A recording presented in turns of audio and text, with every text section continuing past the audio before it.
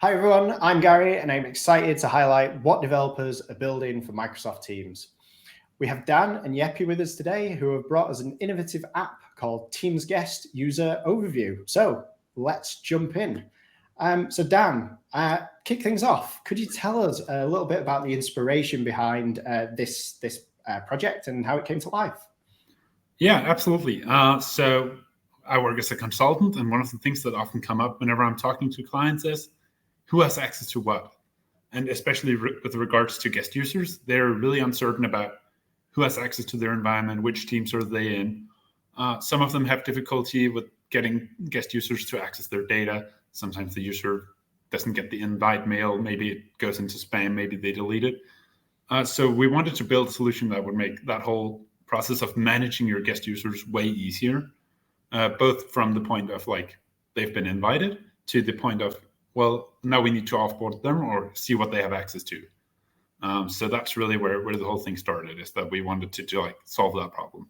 Great. So the age-old security concerns, right? Who's got access to what? Yeah, it's always a key thing that customers are asking for. So why did you build this specifically in Teams? So really we didn't actually. We wanted it to be available in Teams because Teams is like where the user is and where the IT admin is. He'll get an email saying, "Hey, I can't find this user," which was where the thing is. We didn't build it specifically for Teams because if you get an email, you're going to want the tool in Outlook. If you get a Teams message, you're going to want it in Teams. So what we did is we built an SPFX app, which is now available throughout Teams, Outlook, and SharePoint. So that way we broaden like the horizon for where you can access this app and how you can get to the data you need to get to fast. Great. So, basically, in the flow of work, really. So you don't have to kind of hunt around for the app that you need. It's there within the context of the applications you're already using across M365, including Teams. Okay, great. So could you walk us through the key features of your application? Definitely.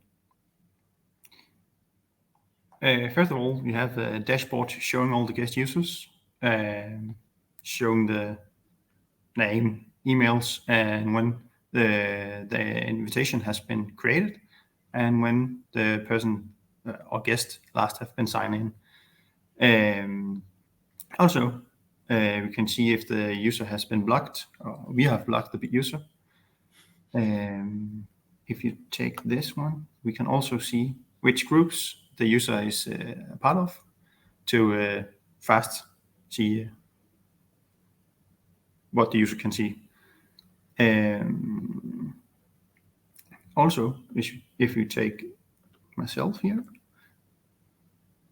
we can see the history or activity of the sign-ins, the time, risk state, and the location I've been signed in from. And yes, standard contact information of the guest, which can be edited like so. Right. So, I mean, from an admin perspective, right, I can open the app from the left-hand rail in Teams. I can see there. So it's a personal app. I get that full dashboard.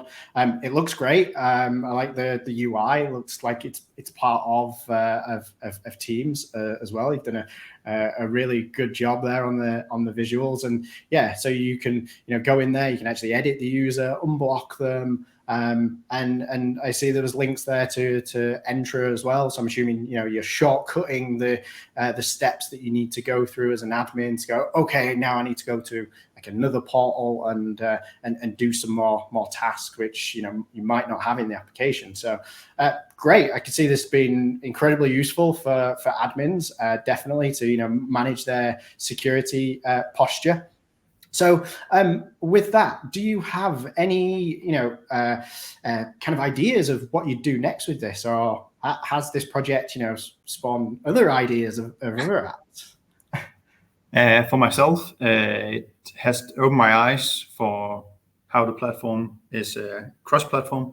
The SPFX can be used abroad the whole platform, The reusability of the SharePoint framework is just evident, right? You build something in one platform and then go, oh, okay, I can expose that in other platforms. And like with Teams, then you can kind of, you know, add in kind of like Teams functionality that's relevant just to the context that your app is now running in, and whether, you know, again, that could be Outlook or Microsoft365.com as well, and being able to just, you know, simply reuse that code and logic is definitely a powerful thing. You don't have to start again, right? You just take what you've got and you extend it, which is fantastic. So thank you very much for sharing, you know, your insights of your application, the key features. And it's been great to learn about your app. So, you know, if you're watching this and you want to learn more, then make sure that you check out this project on the Microsoft Adoption Samples Gallery. We've put the link to the project in the description of this video, so go check that out now. And until next time, thanks Dan, thanks Jeppe, thanks for watching.